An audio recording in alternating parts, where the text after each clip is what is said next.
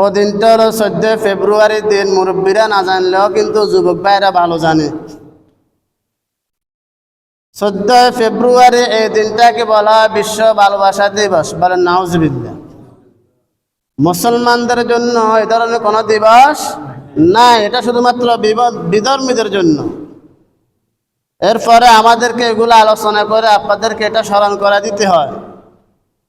আমাদের মধ্যে অনেক মুসলমান আছে নির্বোধ, বোকা, কিছু বোঝে না, বুঝতে চেষ্টাও করে না, এ সমস্ত এগুলা পালন করে। সেজন্য আমরা কাকে ভালোবাসবো, কখন ভালোবাসবো, কিভাবে ভালোবাসবো, এই বর্ণনা কোরআনে আছে, হাদিসে আছে, আছে না নাই বলেন? এজন্য আল্লাহ রাব্বুল আলামিন সূরাতুল আলে ইমরানের মধ্যে বলেন, যে আয়াতটি আমি খুতবাতে তেলাওয়াত করেছি, সেখানে আল্লাহ তাআলা জানাইয়া দেন, কুল ইন কুনতুম তুহিব্বুনাল্লাহ ফাত্তাবিউনি ইউহিব্বুকুমুল্লাহ ওয়া ইয়াগফির লাকুম যুনুবাকুম ওয়াল্লাহু গফুরুর রহিম।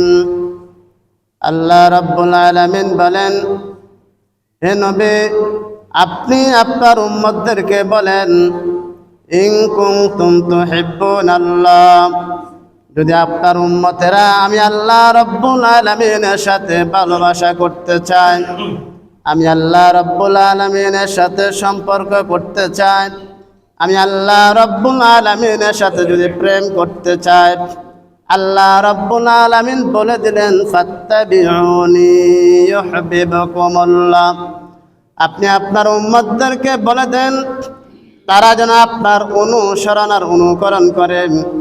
আপনার যে উম্মত আপনার অনুসরণ আর অনুকরণ করবে, তাহলে আমি আল্লাহ রাব্বুল আলামিনের ভালোবাসা তারা পেয়ে যাবে। বলেন সুবহানাল্লাহ। তাহলে আল্লাহর ভালোবাসা পাইতে হলে নবীজির আনুগত্য করতে হবে। ভালোবাসার একটা মাপকাঠি আছে না নাই বলেন? আমরা সবাই যদি স্লোগান দিই আমরা আল্লাহকে ভালোবাসি, কিন্তু নবীর অনুসরণ অনুকরণ আমাদের কাছে নাই, এই ভালোবাসাটা হলো মিথ্যা দাবি। কি দাবি বলেন? মিথ্যা দাবি। আমার আপনার এই দাবিটা তখনই সত্য হবে যখন আমি আপনি আল্লাহকে ভালোবাসে কথা বলি মুখে, কিন্তু আমার অনুসরণ আর অনুকরণ নবীজির অনুসরণ অনুকরণ হয়।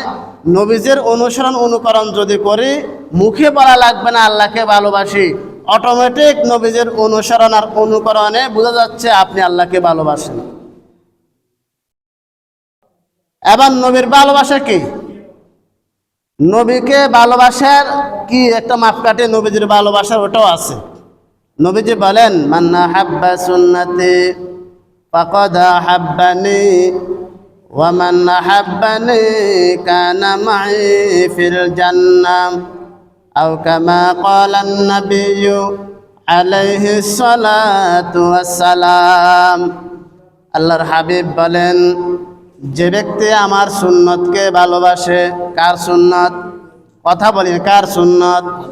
নবীজির সুন্নতকে যে ব্যক্তি ভালোবাসে, ওই ব্যক্তি মুখে বলা লাগবে না আমি নবীকে ভালোবাসি, ওই ব্যক্তি মুখে বলা লাগবে না আমি আল্লাহকে ভালোবাসি।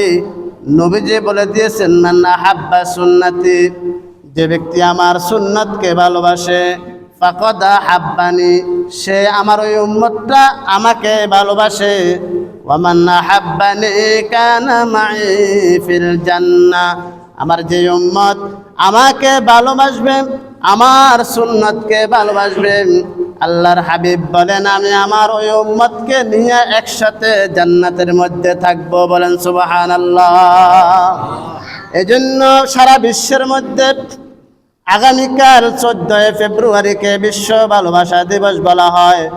এই ভালোবাসা দিবসের নামে সারা বিশ্বের মধ্যে নোংরামি আর ওদিকে যত প্রকারের অপকর্ম আছে সবগুলা করে। এটা কোনো মুসলমান পালন করতে পারে না, কারণ মুসলমানদের জন্য ভালোবাসা মৃত্যু পর্যন্ত থাকবে। ভালোবাসার কোনো দিন নাই, ভালোবাসার কোনো মেয়াদ নাই।